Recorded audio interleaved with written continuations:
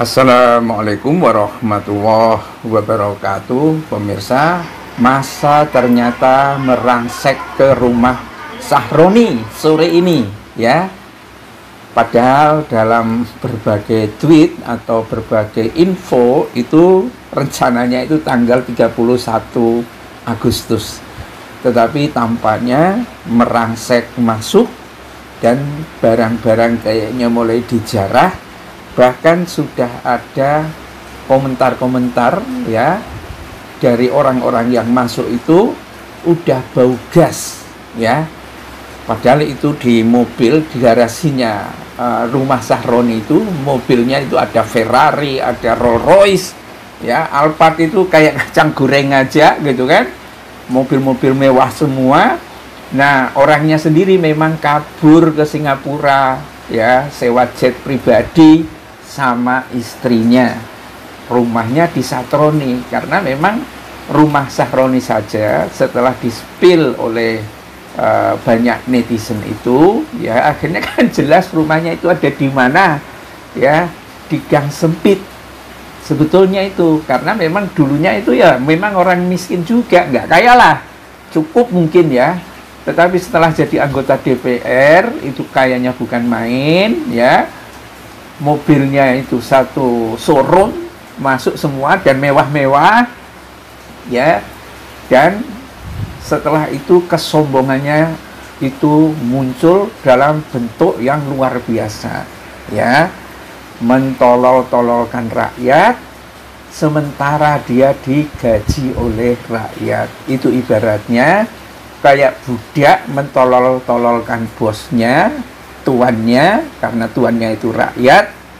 Dan sekarang setelah dihadapi oleh Mbak Salsa Erwina, perempuan yang masih muda, nggak berani dia, tetapi malah menuding kepada Salsa Erwina itu nggak berani mengajak diskusi, melayani diskusi, malah nuding ya, NPD ya, menuding Erwina itu NPD, apa namanya, narcissistic personality disorder. Dia ngalah, dia ngaku blow on, tapi sekarang kabur ke Singapura katanya itu.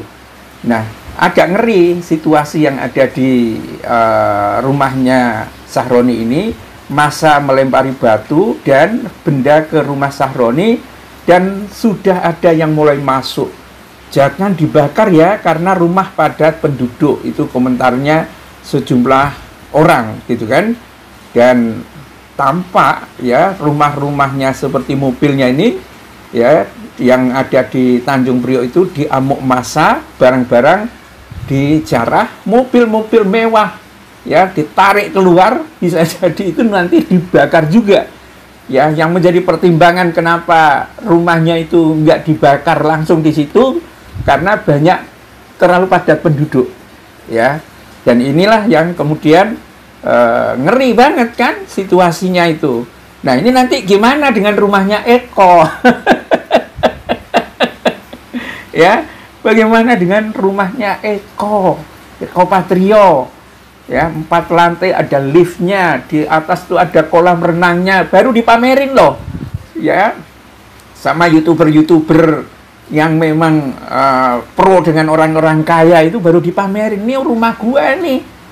Dari mana dia dulu menjadi kondektor bis bisa seperti itu? Dari melawak? Nggak mungkin lah. Dari anggota DPR dia dapat itu. Kenapa begitu? Ya sama dia dengan ketua umumnya kan?